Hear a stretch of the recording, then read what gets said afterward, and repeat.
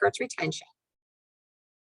And as you probably just saw, this meeting will be recorded. And my name is Laura Fribley. I'm one of the district support specialists with the Indiana State Department of Agriculture, and our team, along with the Indiana Association of Soil and Water Conservation Districts, has been planning these VirTuesdays. And with them being recorded, the nice thing is you can watch them afterwards if you need to catch up on something or if you didn't get a chance to join in the evening. And those will be posted on the association's website. So one thing I do ask this evening, except for our presenter, Amy, of course, that everyone have their microphones muted, please, and then have their video turned off. We have a lot of folks out there that don't have great bandwidth. And there, I'll even stop mine. I want to introduce our speaker, Amy Christiansen Janicki. She's with Indiana Archives and Records Administration. And I think this is a topic a lot of staff and supervisors are curious about. What do we need to keep? What do we need to throw away if we can, as you're in your offices? And this is a topic we certainly get questions about throughout the year. So Amy, I appreciate you joining us this evening and giving up. I know our evenings are busy. Amy will take questions at the end. So if you think of something, please feel free to type that into the chat box, or at the end, you do have the ability to speak as well. If you're comfortable, you can unmute yourself and Amy can take questions that way. Thank you, Amy. Thank you very much, Laura. And thanks to Amy as well for helping me set up and get sharing on my screen here. So does everything look good? Share my screen properly? Okay, great. Hi, everyone. I'm Amy Christiansen Janicki again. Thanks for having me and for joining me tonight. I'm going to do about a 30 to 45-minute presentation on records retention for you all, leaving plenty of time for questions at the end. I will also be answering some of the questions you already submitted, so I've included that during my presentation. So let's get started.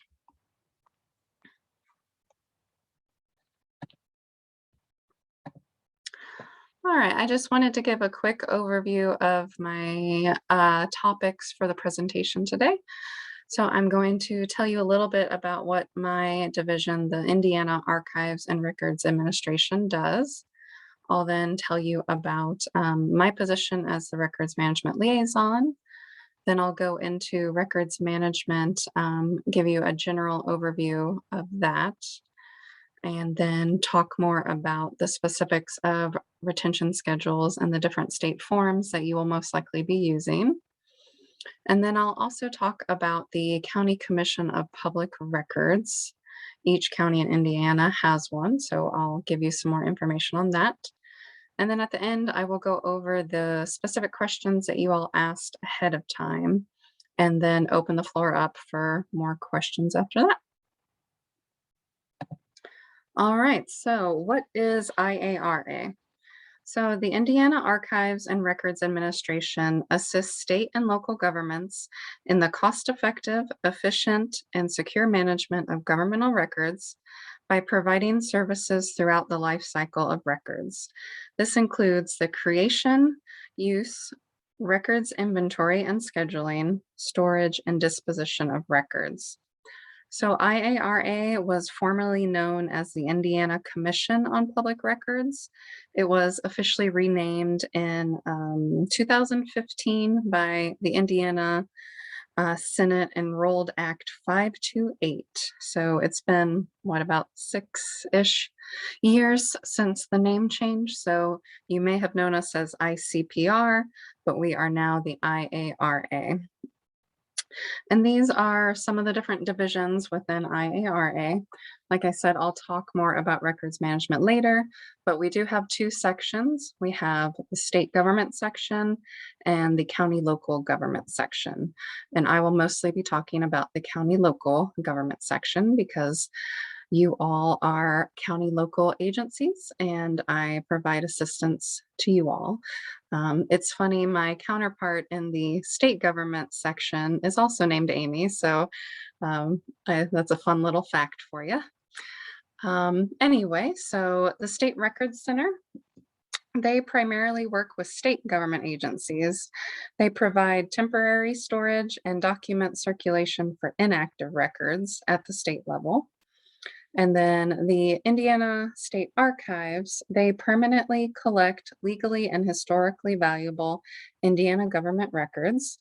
They also provide public access to those records that are not confidential by law. And they also maintain secure storage of microfilm negatives. Then the Electronic Records Program, they advise government agencies on the management of electronic records formats and systems. They also work to develop policies and procedures for electronic records, which I'll talk a little bit about later. And then they also transfer and accession archival electronic records into the Indiana Archives collections. The Conservation Lab, which is actually located in the archives, they restore and repair legally and historically valuable records. They serve as a resource for disaster preparedness and emergency planning. And they also advise government agencies on proper records preservation methods. And then the Imaging and Microfilm Services Lab, they perform preservation microfilming of critical records. They also have experience in handling delicate and or damaged records. They convert critical microfilm and paper-based records to digital access formats as technology and work environments change. And then they also preserve digital records by writing files to microfilm as secure backup files to content management systems. Forms management is another division. They assign master numbers or state form numbers to all official state government agency forms, both paper and electronic. And I'll talk about a couple of those state forms later on. They also maintain a master file folder and database record for each state form. And they can design forms for agencies and analyze and approve the design of agency-created forms. And then lastly, the Oversight Committee on Public Records, or the OCPR, they approve schedules, retention schedules for government agencies. They also vote on policies and administrative rules for the Indiana Archives and Records Administration. And they are written into the Indiana Code. So they have a lot of oversight on IARA and what the state agencies and county local agencies do with their public records. So that's a little bit about IARA. So I'll dive further into the records management section. Like I said, we have a state section and a county local. You all are part of county local. We create records retention schedules for some office agencies, specifically for agencies and offices, but there are other retention schedules available as well. We create online training modules. We also publish policies and different procedures. I've highlighted a couple here. The County Local Records Custodian Handbook. It is a great resource to learn about records management in general. It'll tell you what a record is, what a non-record is, where you can get your records microfilmed, should you microfilm your records. It'll talk about all sorts of different things. It'll show you the state forms you need to use, all that jazz. It's great. I use it myself almost every day. And then the policy 20-01 and 20-02 are actually electronic records policies, and I'll tell you a little bit about them later. And then we also help records and forms coordinators. And then, of course, we answer any records management questions that you all have for us. All right.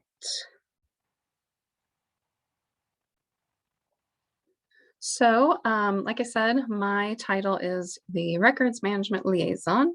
I was hired a little over a year ago, right in the middle of the pandemic. Um, Initially, I was hired to do a lot of state travel, to go around to the different 92 counties and mainly help the county clerks, but any county local agency that needed help with their records or had questions on what they can keep and what they can get rid of. So because of COVID, I couldn't travel. So we came up with a different means to communicate to you all. So um, every Monday morning, since August of 2020, I send out a weekly email blast about different topics on records management. And if you are not on that, excuse me, not on that mailing list, you can send an email to CTY, which is short for county, at iara.in.gov and just say subscribe me and I'll know what you're talking about. Um, it's uh, it's a good email that I send out about a variety of topics. I'll tell you when a retention schedule is updated, or if a lot of people ask about what do we do with payroll records, I'll send something about payroll records. It's just a variety of topics and hopefully it'll be helpful. And then another means of communication that I've recently started is to do a monthly chat through Microsoft Teams. We're going to do it the last Wednesday of the month at 11 a.m. So this month it'll be September 29th at 11 a.m.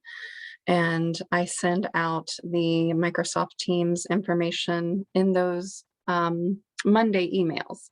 So it'll be a good idea to sign up for those. That way you can have access to both the emails and when the Microsoft Teams chats are. And what I do during those is I'll go over that past month's emails that I've sent out, and then I'll open it up for any questions or concerns from the attendees. So we've only done it for 2 months so far, and I think it's gone well. So yeah, so that's a little bit about my position. I am here to help you with your records management needs and answer any questions or concerns, anything I can do to help you manage your records. All right, so what is records management? In general, records management for state and county local agencies is loosely defined as taking care of government records and retaining them under the requirements set out by the state of Indiana and federal laws, using records retention schedules developed for you by IARA.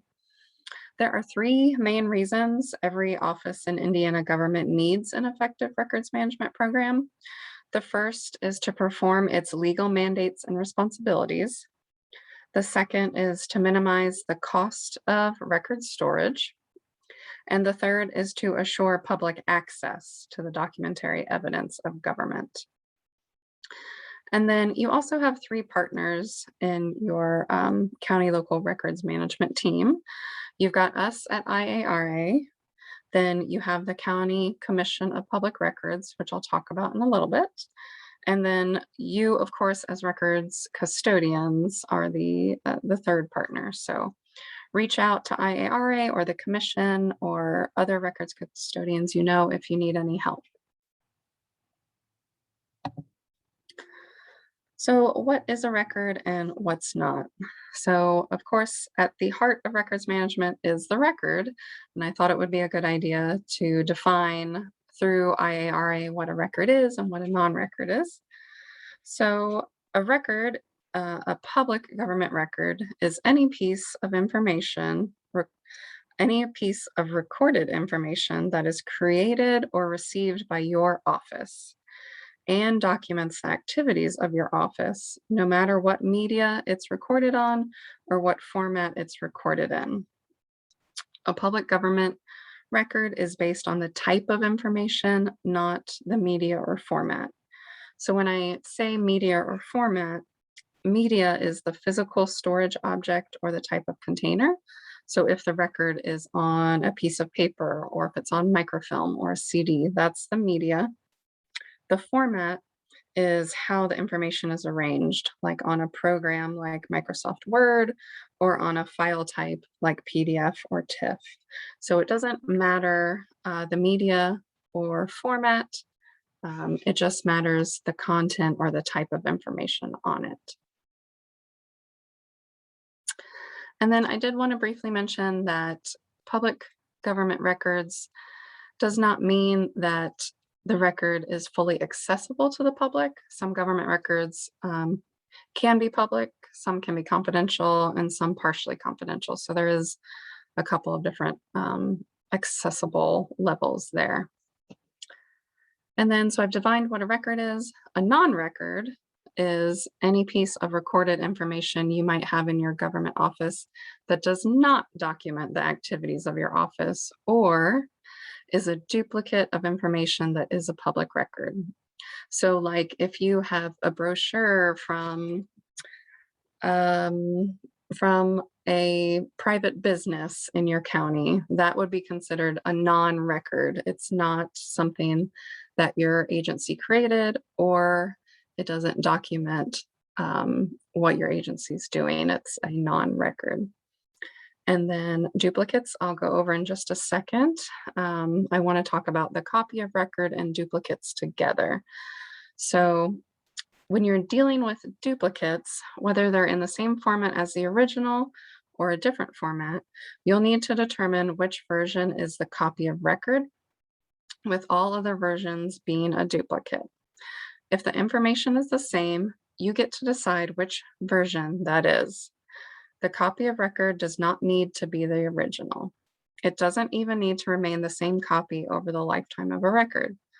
So if you duplicate a paper record into microfilm format, you might decide that the microfilm is now the copy of record, and then the paper record can actually be destroyed.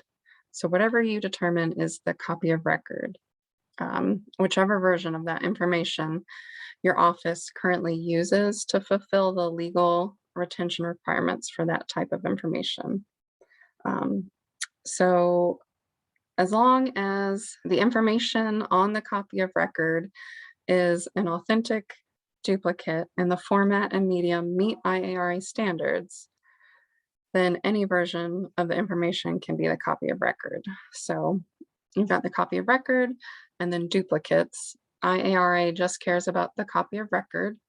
You can destroy duplicates whenever, no permission from IARA, unless it's a confidential duplicate, and then you'll need to destroy those in a confidential manner, like with shredding. So if that comes up and you're unsure, just message me, email, call, and I can help you with it. So I hope that tells you a little bit about what a record is and non-record, as well as copy of record and duplicate. So electronic records.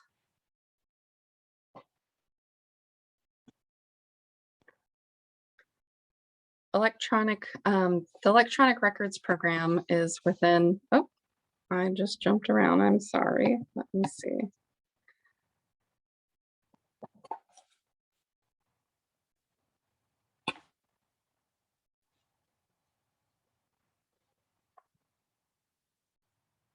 So sorry about that. So electronic records program, they do a lot with media and format, like I mentioned.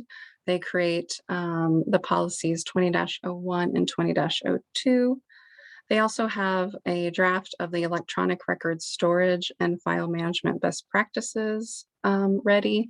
It's not on the website, but if you need a copy of that, I can get it to you. If you have any questions about electronic records or old technology like floppy disks or anything like that, you can contact erecords@iara.in.gov with questions. My supervisor, Megan Fukunaga, is the Deputy Director of the Electronic Records Program, and her email is there as well. But I work closely with her and with the Electronic Records staff, so they can help you with whatever questions you have regarding that.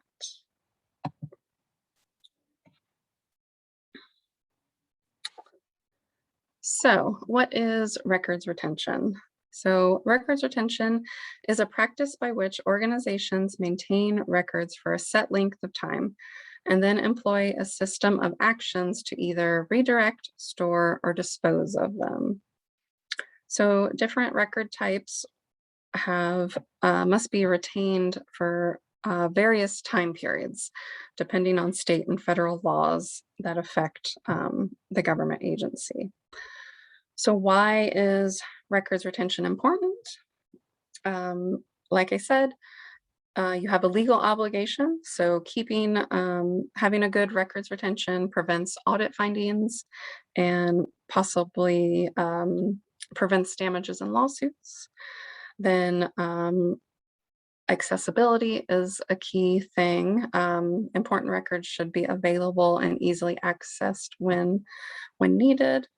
And then the cost of record storage. A lot of people reach out to me. They say they have a basement full of records that probably could have been destroyed years ago, but they need to clear up the space. And so that's why having a good records retention program is so valuable.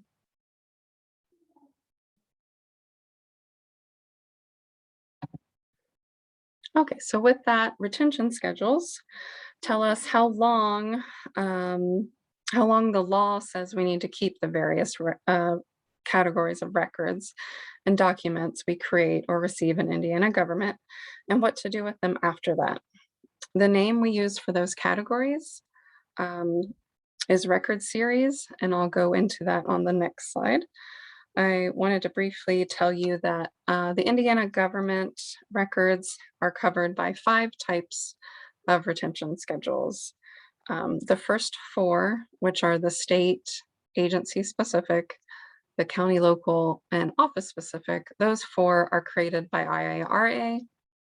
The 5th is the judicial retention schedule, and that's actually created by the Indiana Judiciary. And I put Tom Jones, his contact information there. If you have court records, that Mr. Jones is the man you'll need to contact about what to do with those. But as county local agencies, you only really need to concern yourself with the county local and the office specific. And I did want to mention that retention schedules are always being updated and made better for your office and your agency. So we're constantly working to make everything better on the schedules. So, record series.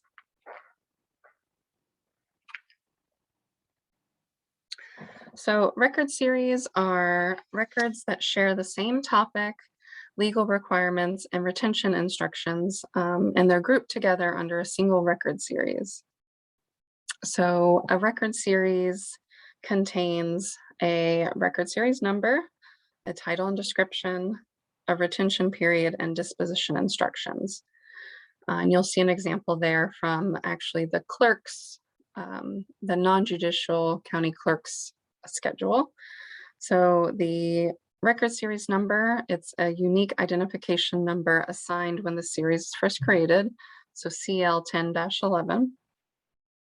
The title and description is a formal name for the category of records and a brief description of the subject or program that the records have in common, specific forms and reports that may be included, and any legal codes that affect confidentiality or retention periods.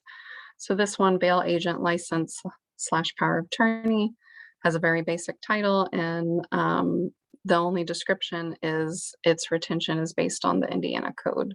So it's pretty self-explanatory. And then the retention period is the where, in what format, and how long the records are to be maintained, and what happens at the end of that period. whether it's destruction of records that are no longer useful or transfer to the Indiana State Archives for records of historical value. So this record series, its retention period says to destroy 3 years after the expiration of license. So it's pretty self-explanatory. Some other record series are a little more in-depth.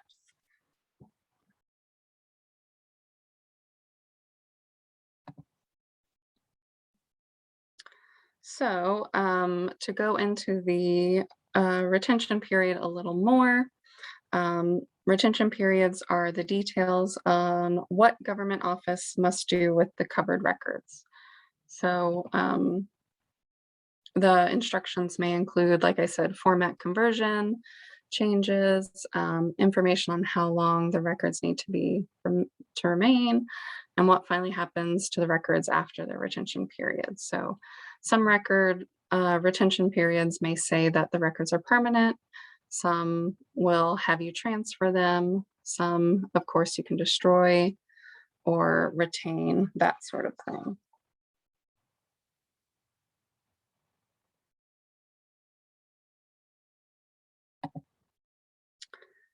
So now that I've talked about retention schedules and record series, I wanted to talk about your office specific schedule. So as a county local agency, you will mainly use your office specific retention schedule and the county local general retention schedule when looking for record series. So you'll first look at your office specific and then turn to the general. So as the soil and water conservation districts, you will use the special districts, or SD for short, as your office specific retention schedule. And this is just the front, one of the first pages of that retention schedule. So you'll always look at this special districts first, and then if you can't find your records on here, you'll turn to the county local general retention schedule.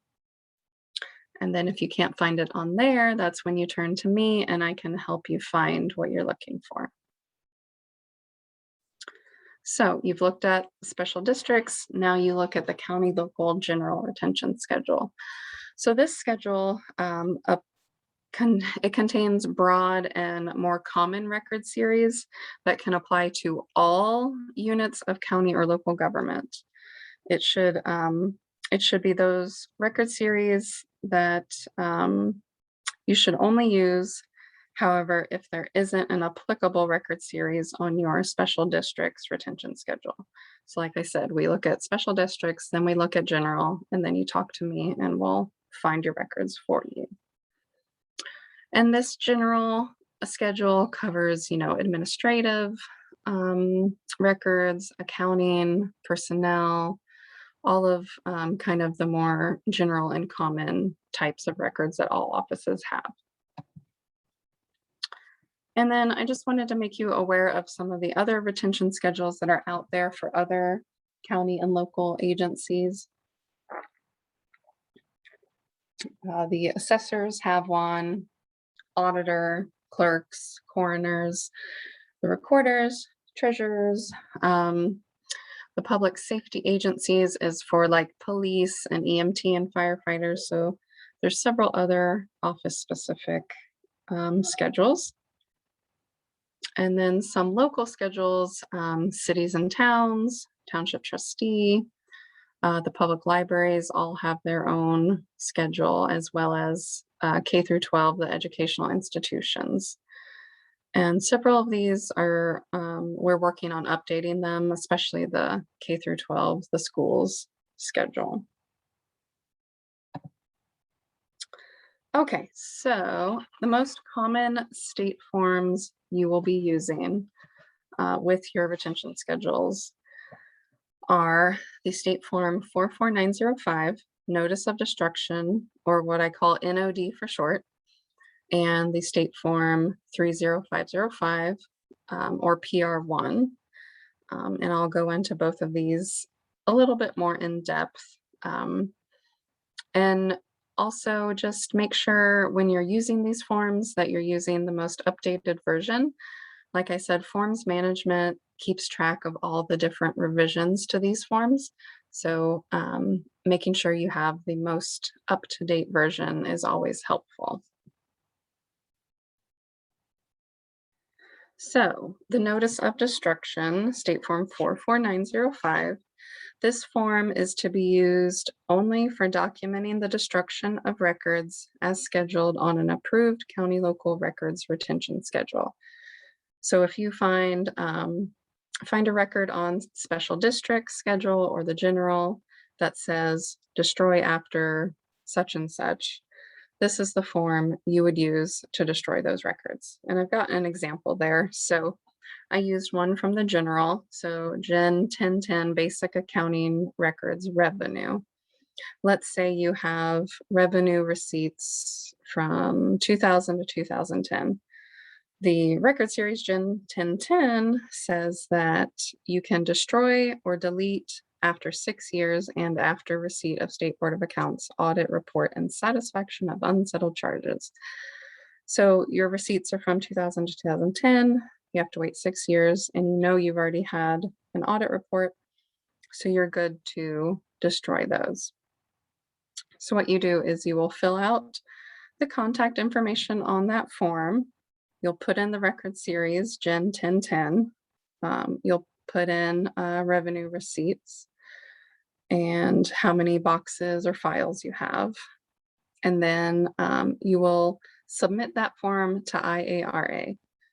And make sure to read the instructions on the top of the form because they're very self-explanatory.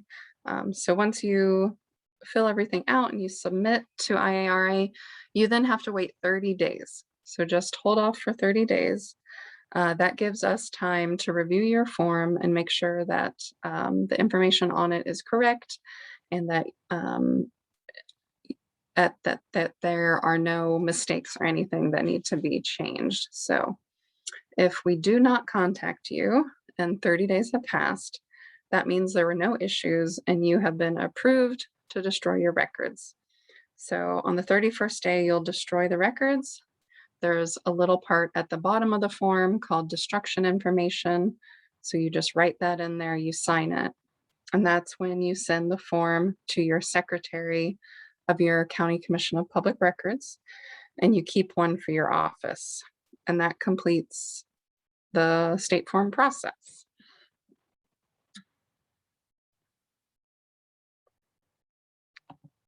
So the next form that you might use is called the PR1, and it's got a long title, but it's State Form 30505 or the PR1 form. This form you won't use as much as the Notice of Destruction, but you might. So I'm going to tell you a little bit more about it. The PR1 form is for permission to destroy non-scheduled records or to transfer the only copy of public records. So unlike the Notice of Destruction form, this one has kind of multiple purposes. So you can use it to dispose of non-scheduled records, which means if you looked on the special districts or the general and your record is not on there, then you contacted me and I could not find your record on a retention schedule. That means it's a non-scheduled record, and that's when you would use this form to dispose of it. So you can do that. You can also transfer scheduled records to the state archives or to a local historical entity. So you always ask the state archives first. I like to say that they have dibs on the records. So you reach out to them first. If they say no, that's when you can reach out to the local historical entity. And then you can transfer your records this way. Unlike the Notice of Destruction form, though, the PR1 is approved by the County Commission of Public Records. So they approve it. They'll send it to us just to double check. And then you can, after that, they'll let you know and you can either dispose or transfer of the records. So Okay. All right. So the County Commission of Public Records receives and processes records, disposition notices and requests. So those NODs and PR1s, the notice of destruction, and the PR1 forms.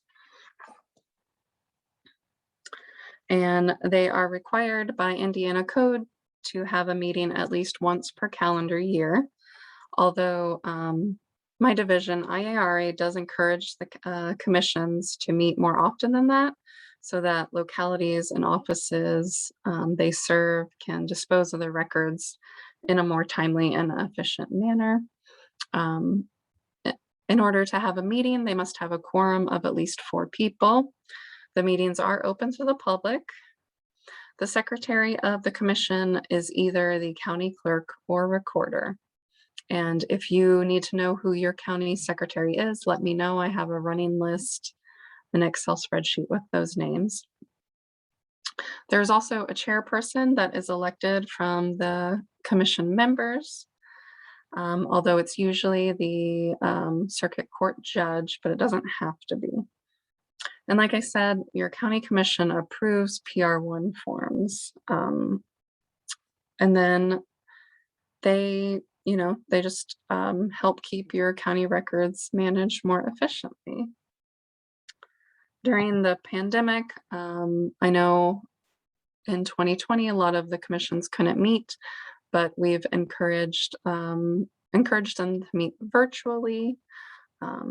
This is a list of the members of the county commission. So the circuit court judge, the president of the board of county commissioners, the auditor, the clerk, the recorder, the superintendent of schools, and then either the city controller, or if there's no city controller, then the clerk treasurer. And if you notice, it all says or a designee. So they can send a proxy to their meetings. That is encouraged if you can't attend, to send a proxy. That way the commission can still meet and process the PR1 forms and all that.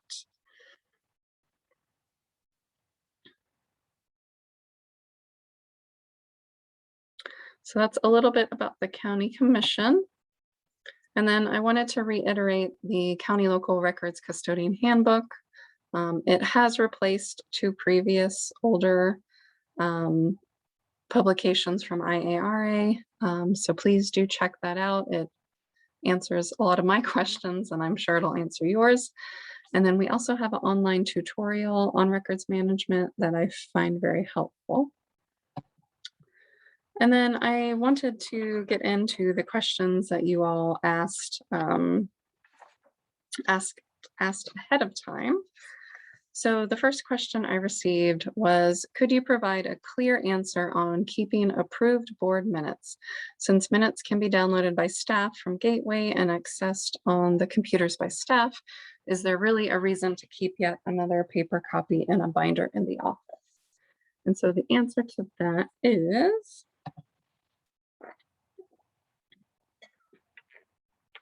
board minutes, according to its record series on the general retention schedule, which you'll see below, must actually be microfilmed. 1 copy of the microfilm will stay with your agency, and the original roll or negative transfers to the Indiana archives. Board minutes must be microfilmed because if you see on the retention period, it says permanent and critical. If it's a critical record, it must be microfilmed. So once it's microfilmed, your original paper records may be destroyed after verifying that the microfilm is complete and legible and is a good copy of the paper records. If you don't want to destroy the paper records, you can transfer them to the local historical entity or the archives if they want them, using that PR1 form I mentioned.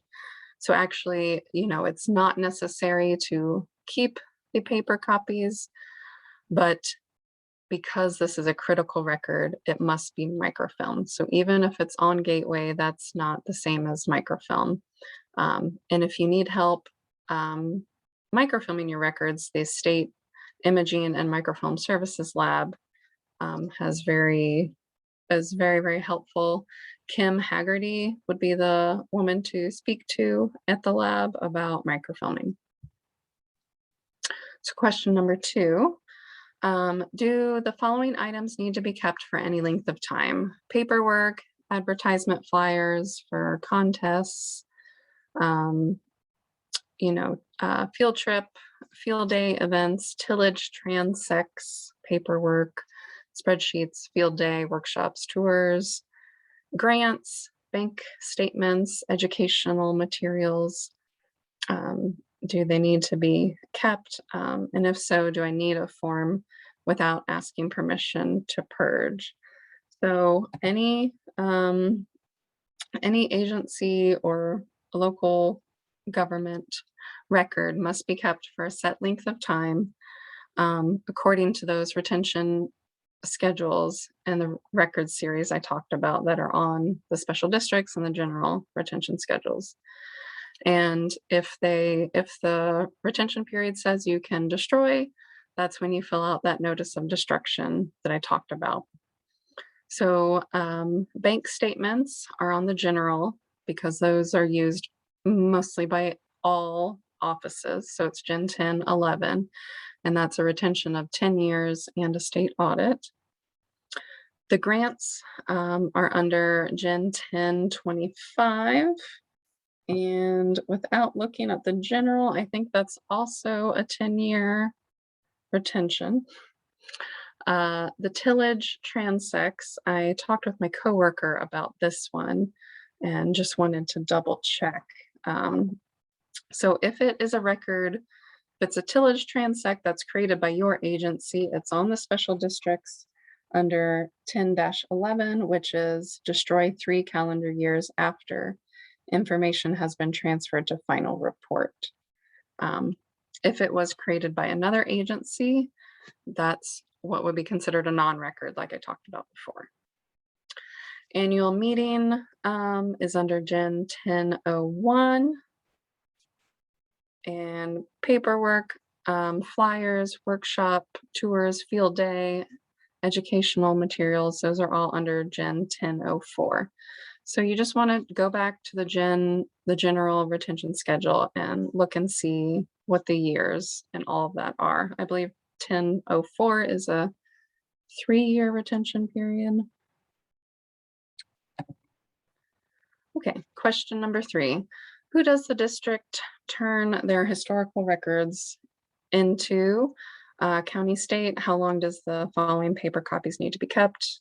Bank statements, canceled checks, receipts, financial records, payroll, completed grants, minute meetings, credit card statements. How long do we need to keep electronic files of the above items?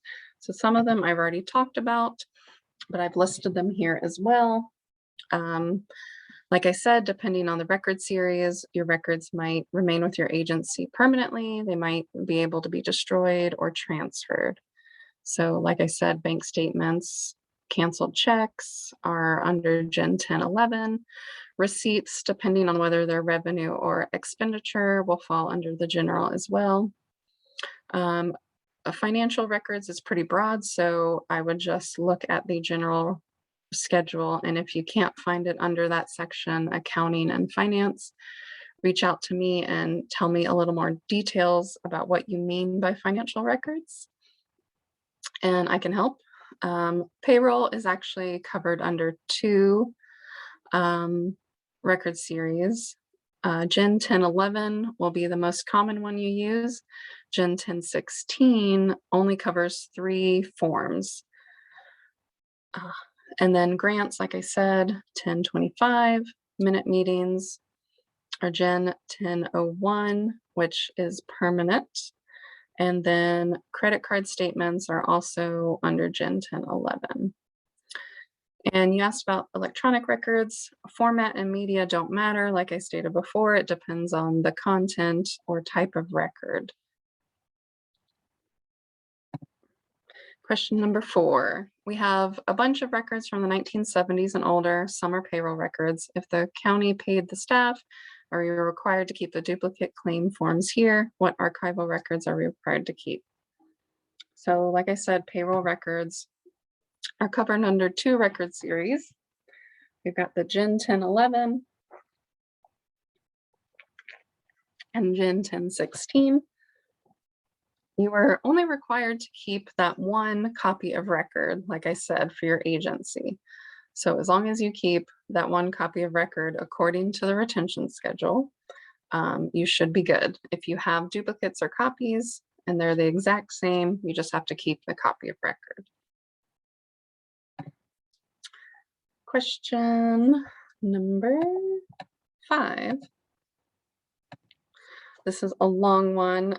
It's about minutes, treasury reports, annual reports, more educational materials, bank statements, grants, election forms, rental equipment. So I just went through and let me find the answers. So minutes and annual meetings are under Gen 1001. Reports are under Gen 20-01. Paperwork, educational materials, Gen 1004. Financial stuff, bank statements, rental forms, Gen 1011. Grants, like I said, Gen 25. And then election forms are under Gen 1003.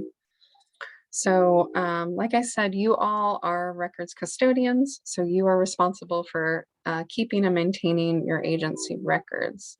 So make sure that you review these retention schedules I've talked about and fill out the notice of destruction or the PR1 forms so that you can properly take care of your records.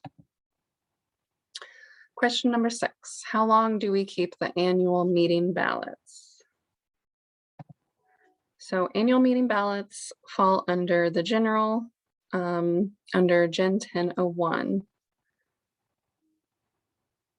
And that is a permanent record, I believe.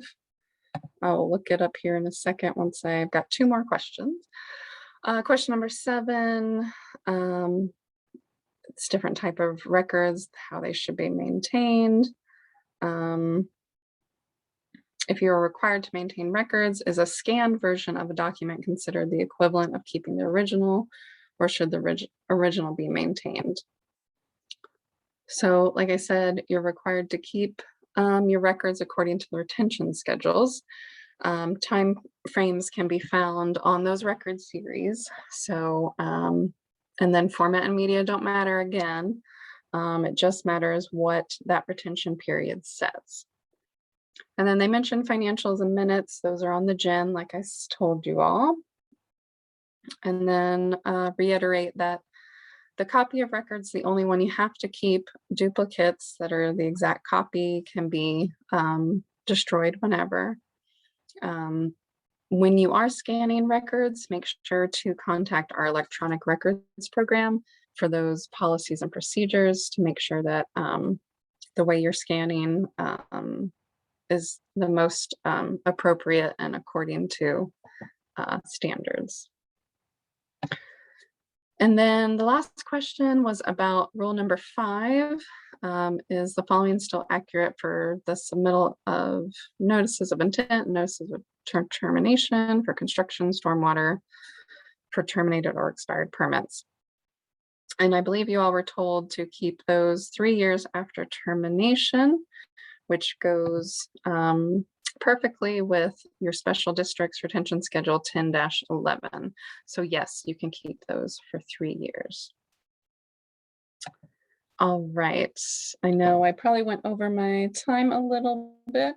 I hope this was helpful, and let me know if you have any questions for me.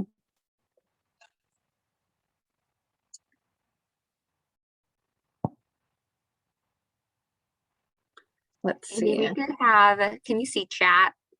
Yes. I think if you stop sharing, I don't know if that would help. Okay. So one question. Go ahead. Did come in. So county soil and water conservation districts it's confusing. So in state law, it talks about, or it states that we're governmental subdivisions of the state. Clearly, each of our county has a county soil and water conservation district. And then, we're special districts. So finding that tree to follow, I suppose. And you had mentioned that earlier of which schedule to follow. So kind of with that background, there's a question. We never send these forms to the county because we are not a unit of county government. And then also, does the county commission have authority over state government records? Okay, so according to what I know, on the special districts retention schedule, on the front cover, it lists the following entities that should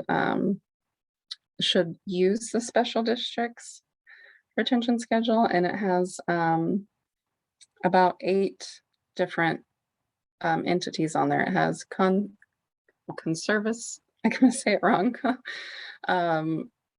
Conservancy districts. It's got regional water, sewage, and solid waste districts, solid waste management districts, fire protection districts, airport authorities, public transportation corporations, regional planning commissions, other special districts such as port authorities, flood control districts, building authorities, fire protection territories, water authorities, and any other district required to follow state statutes and audited by the State Board of Accounts. So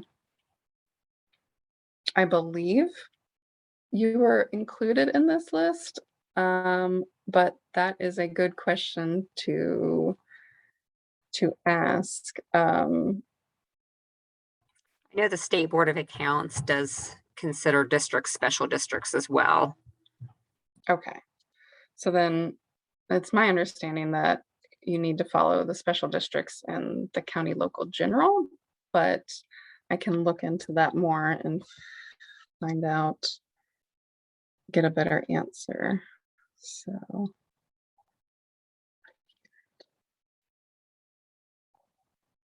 And then that second question, does the county commission have authority over state government records? I do not know. I don't think so. I think the state level has its own, but because I only deal with county local, I don't know, so I can find out.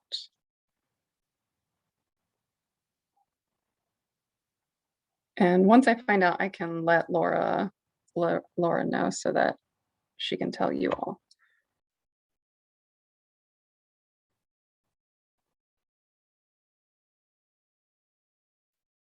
Okay, and then, so the next question, so just to make sure I'm understanding this correctly, signed board minute meetings, original copies are not to be kept, but we have to microfilm all minutes. Can you expand on this?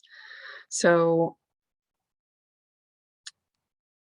the board minute meetings, I'm gonna just go back to that slide because it has most of the information on it. Oh, I went too far. Okay, so on the Gen 1001, this record series covers board minute meetings. So official minutes of any county, local agency, board, commission, or any division. It includes the agendas and other supporting documents presented at the meeting. It is a critical record. And so that means it's permanent and critical records must be microfilmed. So once it's microfilmed, microfilm lasts over 100 years. It is one of the best long-term preservation for records. That's why they recommend it. And well, actually, this is more than recommending. This is a requirement by the Indiana Administrative Code. So yes, once it's microfilmed, you just have to keep the microfilm roll that's like this big and it holds thousands of pages. You don't have to keep the paper original because that would then become the duplicate And the microfilm is your copy of record. So we only care that you keep the copy of record. The paper copy then becomes a duplicate and you can destroy those anytime. So I hope that kind of cleared that up a little bit.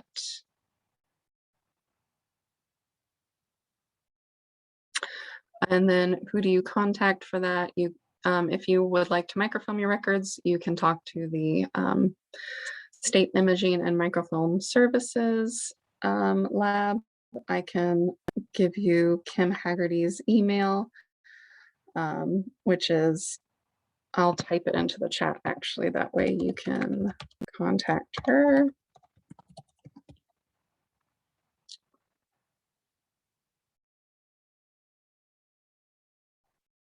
Okay, and then expand the chat so I can see better.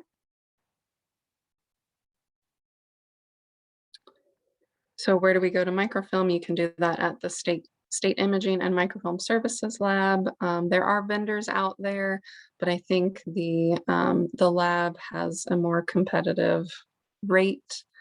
And Kim can give you the prices on microfilm.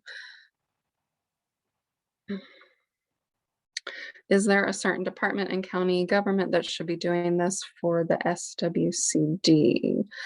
I don't believe so. I believe that's your responsibility, but I can check into that. But it can be, you can microfilm through the laboratory. So, but I don't know. I guess because you all are both state and county, it gets confusing. So we might need to figure that out.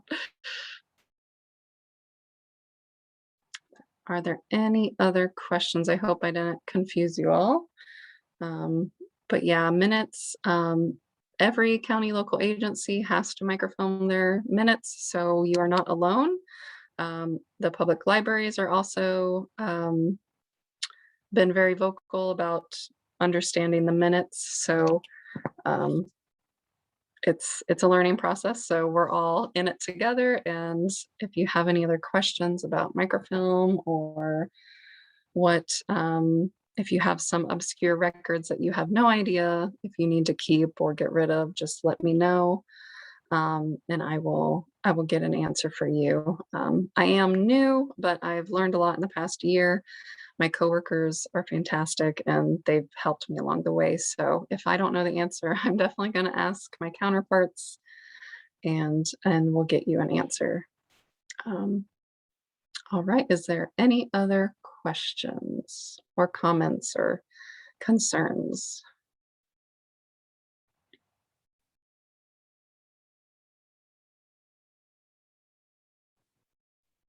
Okay, well, Amy, thank you for all of the details that you went into. We appreciate it. And we can get the answers to some of those unanswered questions back out to everyone. So thank you for looking into those. And I also appreciate it's nice to have a contact for us, someone kind of specific that can get to know us and that we can go to. So I appreciate you offering to work with everyone. Definitely. Let me go back to the very end and you can see both of my emails and my work cell phone number. So if you ever need to contact me, there's my emails and my phone number. Wonderful. That is very helpful. Thank you, Amy. I also want to thank the IASWCD for working with us on these trainings. Your Zoom account is great, and that ability to post the recordings on YouTube afterwards is helpful as well. Just so everyone knows, we do have one more VirTuesday coming up, and that is October 19th, and it's called Turning Data into Action. You do have to register for these in advance to get the link. So if you haven't and are interested, please do that.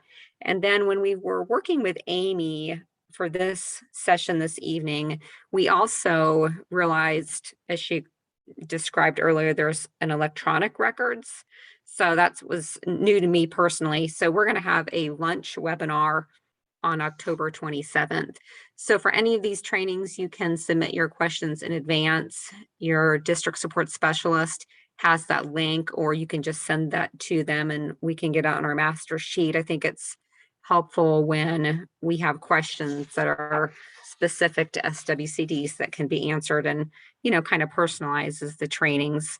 So if you have questions, we really appreciate you sending those in. Also, the ISDA, DSS team, and the association, we are always looking for ideas. So on how to provide, or what we can provide at these trainings. So if you have topic ideas, please let us know. We are having meetings coming up in upcoming months about what to do in 2022. So this would be a great time to hear from you. That all said, again, Amy, thank you for your presenting this evening, and I thank you attendees for taking time out of your night to join us. I hope everyone has a good evening. Thank you. Thank you. Bye-bye.